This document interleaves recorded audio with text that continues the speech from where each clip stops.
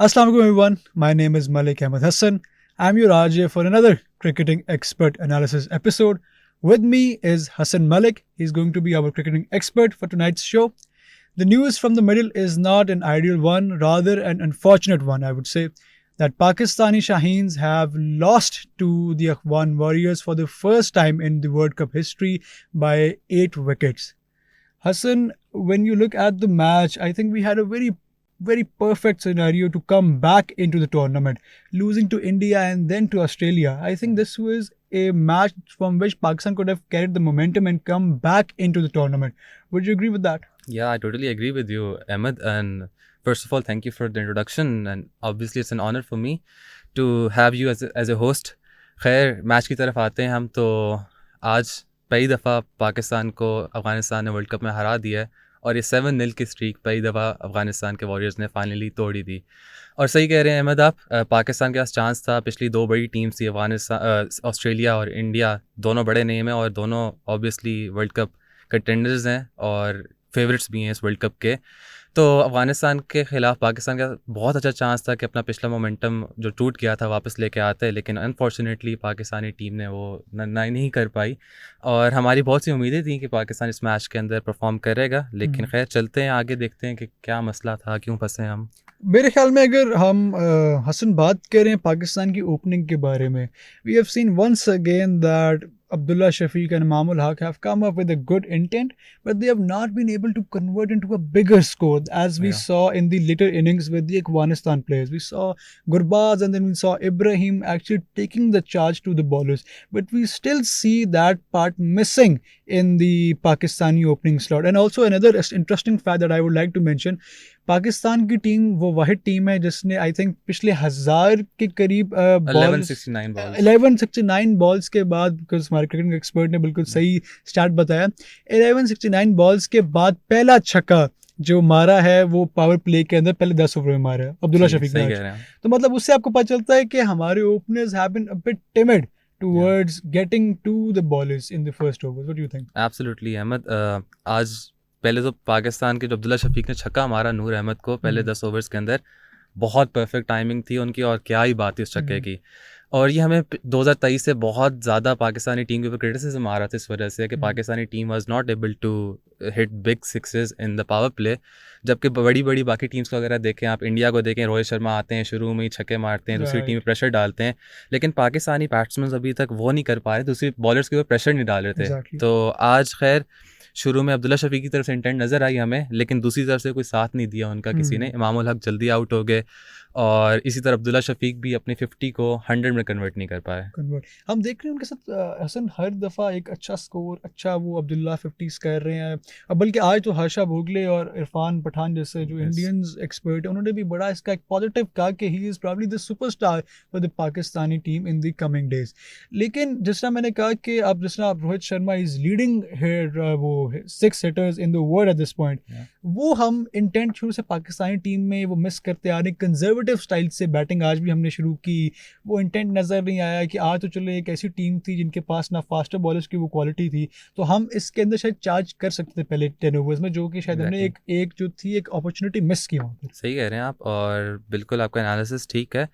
खैर पाकिस्तानी टीम का अगर हम ओवरऑल देखा जाए ना, एटीट्यूड पाकिस्तानी टीम का गेम प्ले पता नहीं शुरू से इस तरह डिफेंसिव है, बाकी टीम्स ने अडाप्ट किया, चेंज हुई हैं। बाकी टीम्स को आप देख लें, सब कॉन्टिनेंट की टीम है, इंडिया हमारे साथ का नेबर है और उनका आप इंटेंट देखे शुरू में आते साथ बड़ी सिक्सेस लगाते हैं, बड़े हिट्स लगाते हैं, लेकिन पाकिस्तानी टीम का होता है कि 40 ओवर तक आपने अपने विकेट्स बचानी और सिर्फ आखिरी 10 ओवर्स में अगर आपसे हिटिंग हो जाए तो हो जाए, वरना आपका स्कोर वही 200-220 के करीब रह जाएगा।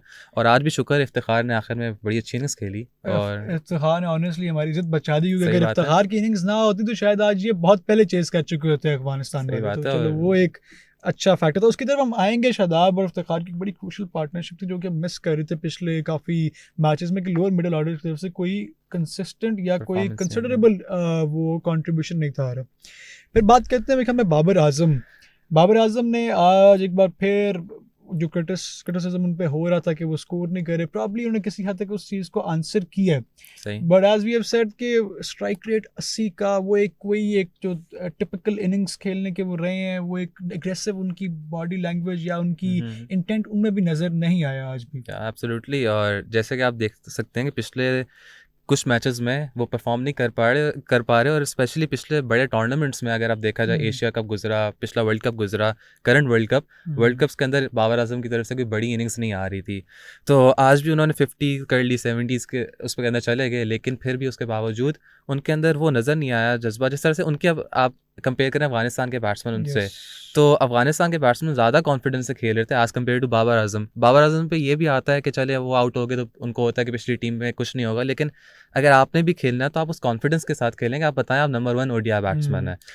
और यहाँ पर एक और मैं चीज़ ऐड करूंगा कि हसन, शायद आपने भी देखा होगा, एक बड़ा सिग्निफिकेंट एक फैक्टर था, वो था नूर अहमद का। He was the debutant from the Afghanistan side and he actually showed कि उनको क्यों डेब्यू करवाया गया। उन्होंने जो उन पे एक बिलीफ शो किया था, उन्होंने उसको प्रूव करके दिखाया। He got the crucial wickets of Babar Azam and the likes of 2 other I think main Pakistani batsman. तो अगर हम देखें कि उसका कंपैरिजन करें कि हम कहते हैं कि जी हमें एक्सपीरियंस के साथ जाना चाहिए, जो कि बाबर आजम की प्रोबेबली एक स्ट्रैटेजी थी before going to the world cup. didn't include Abrar Ahmed. We could have included someone from the domestic setting, but we did not.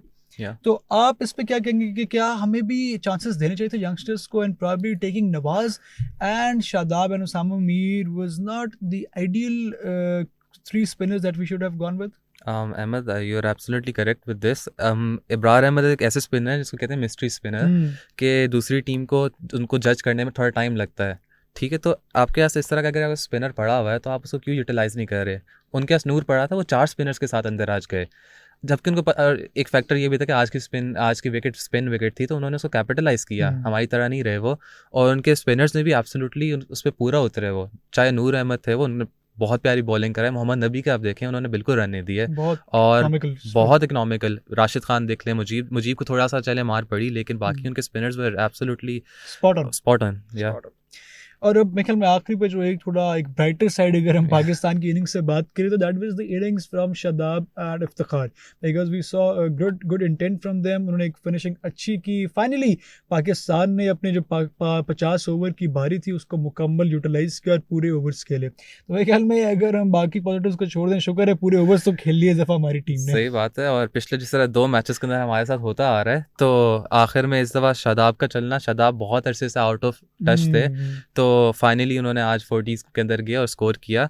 इसी तरह चाचू को तो हम वैसे ही रिलाई कर रहे होते हैं उनके ऊपर, मतलब वही तो है हमारी टीम में, हमारा एक ही हिटर है। तो अगर वो भी ना चले तो कौन चले, और उन्होंने दिखाया कि हाँ भाई वो टीम में क्यों है, तो उन्होंने अपनी पोजीशन को जस्टिफाई किया। बट क्वेश्चन वही लाइक करता है कि is it now too late for Pakistan to actually come on the redemption track? क्योंकि अब हम फिर वही अगर मगर की कहानी में आ गए कि फलां से हार जाए, फलां से जीत जाए तो शायद हम कोई क्वालिफाई कर जाए, लेकिन वो हमारी बड़ी पुरानी कहानी है, मतलब कब से चलती आ रही है, तो we are used to that. मेरे ख्याल से 2021 के वर्ल्ड कप के अलावा बाकी हर वर्ल्ड कप में पाकिस्तान इसी तरह पहुंचता है कि हम बस पॉइंट्स गिन रहे होते हैं, कैलकुलेशंस कर रहे होते हैं, क्लासेस करने बैठे होते हैं, अच्छा भाई वो टीम इससे हारेगी तो वो टीम उससे हारेगी, फिर हम पहुंचेंगे, तो उसी पे वापस चले गए हम। और लेकिन इस दफ़ा मुझे थोड़ा और मुश्किल लग रहा है, क्योंकि सब टीम्स परफॉर्म कर रही हैं। छोटे अंडरडॉग्स ने बड़ी टीम्स को हराया, नेदरलैंड जैसी टीम ने साउथ अफ्रीका को फिर से हरा दिया, अफगानिस्तान ने इंग्लैंड जैसी टीम को हरा दिया, तो पाकिस्तान को अगर जाना है तो बहुत ही हाथ पैर मारना पड़ेगा इसके लिए। बिल्कुल। अच्छा, इसमें मैं एक और कॉन्वर्सेशन में चीज़ ऐड करूँगा, वो मैं ऐड करूँगा कि इट इज़ यूजुअली परसीव्ड कि जब पाकिस्तान और इंडिया का एक मैच होता है ना, तो उसके बाद एक साइकोलॉजिकली पाकिस्तानी टीम बैकफुट पे चली जाती है उनसे हारने के बाद। हमने ये चीज़ देखी पिछले वर्ल्ड कप में भी, 2019 में भी हमने देखा कि उसके बाद पाकिस्तान मैचेस हारा। और अगर हम देखें कि ये इंडिया की तरफ से 2021 के अंदर जब हमने उनको पहली दफा वो स्ट्रीक तोड़ी थी, तो आपको याद होगा कि आगे श्रीलंका से इंडिया हारा and they couldn't even qualify for the वो सेमीफाइनल्स। तो आपके ख्याल में ये एक फैक्टर मेरे ख्याल में बड़ा इंपॉर्टेंट है, जिसको शायद हम लोग थोड़ा अंडरमाइन कर रहे हैं, कि शायद वो भी एक बहुत बड़ी चीज़ है, इस वजह से हमारी उसके बाद से एक विनिंग स्ट्रीक टूटी है। आप अगर पिछला अभी एशिया कप उठा के देख लें, पाकिस्तान को जो हराया कोलंबो के अंदर इंडिया ने, पाकिस्तान तब से उठ नहीं पा रहा। मेरे ख्याल से पाकिस्तान तब से ही बैठ गया है। देखें उसके बाद से परफॉर्मेंस श्रीलंका के खिलाफ मैच था, पाकिस्तान हारा बुरी तरह। फिर पाकिस्तान वर्ल्ड कप के अंदर आया तो उस कॉन्फिडेंस के साथ नहीं खेला, चाहे छोटी टीम्स के खिलाफ ही खेला, लेकिन वो कॉन्फिडेंस नज़र नहीं आ रहा था। नीदरलैंड के अगेंस्ट बहुत मुश्किल से जीता, तो यस ऑब्वियसली। और अहमदाबाद में फिर से जो पाकिस्तान के साथ किया इंडिया ने, इट्स हार्ट ब्रेकिंग। और ऑल्सो मैं जिस तरह आज देखा ना गुरबाज और जदरान को बैटिंग करते हुए, because I was actually thinking कि शायद पाकिस्तानी टीम को ये जदरान और गुरबाज कम और रोहित शर्मा और शुभमन गिल शायद ज़्यादा लग रहे हैं, क्योंकि जिस तरीके से वो आज बैटिंग कर रहे थे, जो पाकिस्तान की बॉडी लैंग्वेज थी, मिस फील्डिंग पे miss fielding, no improvement in the fielding from the last match. It was actually very heart breaking कि आप एक इंटरनेशनल स्टैंडर्ड पर खेल रहे हैं and you are not even able to stop your simple boundaries. और बड़ा वो एक बड़ा हार्ट ब्रेकिंग मोमेंट था वो, जब इस तरह पाकिस्तान ने रन लीक किए. सही बात है। और मतलब पाकिस्तान के हमेशा से कहा जाता है कि फील्डिंग कोई अच्छी नहीं रही, लेकिन हमें ना 2019 के बाद थोड़ी परफॉर्मेंस इंप्रूवमेंट नज़र आई थी इनकी फील्डिंग में, लेकिन आज वो फील्डिंग कहाँ गई वो फील नहीं हो रहा. इस पूरे वर्ल्ड कप में इन जनरल आप देखें, जब पिछले ऑस्ट्रेलिया के मैच में उसामा मीर ने कैच छोड़ा था और बाकी फील्डिंग ने रन लीक किए थे, आज भी सेम सिनेरियो था. आज शुरू में कैच हसन अली की तरफ आया था और हसन अली वहाँ पे डाइव मार रहे थे, मुझे नहीं पता वो क्या कर रहे थे उस वक्त, लेकिन उनकी आदत है. तो Pakistan was very sloppy in their fielding. That is true. और एंड पे बात करते हैं मेरे ख्याल में शाहिदी और जिनके कैप्टन थे, और जैसा उसने शाह ने एंड पे आके गेम को फिनिश किया, बड़ी एक आइडियल सिचुएशन के अंदर with only losing 2 wickets Afghanistan actually were able to cross the boundary और वो मैच जीत गए. तो एक बड़ा एक मेरे ख्याल में उनके लिए कॉम्प्रिहेंसिव विन है, एक पाकिस्तान जैसी टीम को हराना. और प्रॉब्लम मुझे तो लग रहा है शायद अफगानिस्तान के भी चांसेस बन जाएं क्वालिफाई करने के, जिस तरीके से उन्होंने इंग्लैंड और पाकिस्तान को हरा दिए कंसेक्टिव मैचेस में. I think they will be over the moon at this point. Exactly. असल में जब आप उनकी बॉलिंग को देखा जाए, जब अफगानिस्तान की बॉलिंग को देखा जाए, तो उनकी बॉलिंग की उनके स्पिनर्स को और हमारे स्पिनर्स को देखें, कंपेयर करें, एक स्पिन विकेट पे हमारे एक भी स्पिनर ने कोई विकेट नहीं ली.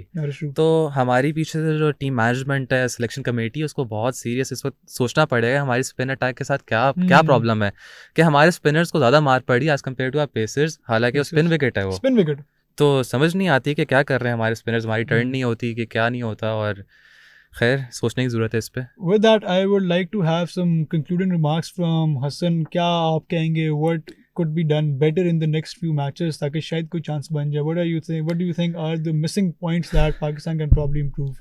देखें, मुझे जो ये डिफीट है, ये फिजिकली, मेंटली, इमोशनली मुझसे बर्दाश्त नहीं हो रही कि मतलब ऑस्ट्रेलिया, इंडिया चले बड़े नाम थे. अफगानिस्तान आपके नेबर आज तक नहीं, आप उनसे हारे, आज वर्ल्ड कप में आके आप उनसे हार जाते हैं. खैर आज मुझे ना नसीम शाह भी मिस किया मैंने उनको, वो जो लड़ते थे उनकी लड़ाई वो नहीं आज नजर आई मुझे. बिल्कुल सही कह रहे हैं. बल्कि मुझे बाबर आजम की वो बात याद आ गई जिन्होंने इंडिया के मैच से पहले कहा था कि records are meant to be broken, but it was not Pakistan that broke the records, but this time it was the Afghanistan team that has defeated Pakistan and broken the streak that was continuous for the last I think seven matches. Achha, with that, I would like to conclude this podcast. I think you guys would have enjoyed it. And please let us know with your likes, comments, and shares. Khuda Hafiz. Thank you, and Allah Hafiz.